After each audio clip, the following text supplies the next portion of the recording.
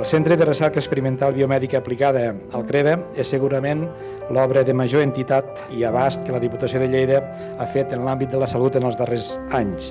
i pren de la mà de l'IRB per fer possible aquest equipament punter en la recerca del país. Ha estat una feina de 5 anys que molta gent ha ficat el seu petit i gran gra de sorra perquè avui el CREBE sigui una gran realitat. Aquest centre, que inaugurem avui, ha d'esdevenir una peça clau per fomentar la col·laboració entre instituts. El model porcí és idoni per a l'estudi dels canvis metabòlics relacionats amb la nutrició. El coneixement que hi ha al darrere, com el compromís de les institucions, com la vocació amb què neix, estan cridats a convertir aquest centre en una centralitat en el coneixement biomèdic que a Catalunya estem, per altra banda, impulsant de manera decidida a través d'un ampli esforç que abraça un esforç colossal de la Diputació de Lleida, en aquest cas, fins al Govern de Catalunya. La seva ubicació al costat del Centre d'Estudis Porcins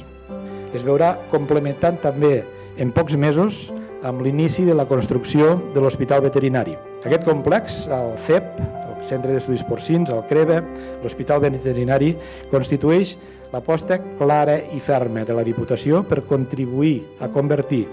l'àrea universitària i de recerca de Ponent en un referent de qualitat a tot el país i dotar la comunitat d'eines avançades que faran més viable el nostre futur individual i també col·lectiu. El talent reconegut dels nostres investigadors tindrà,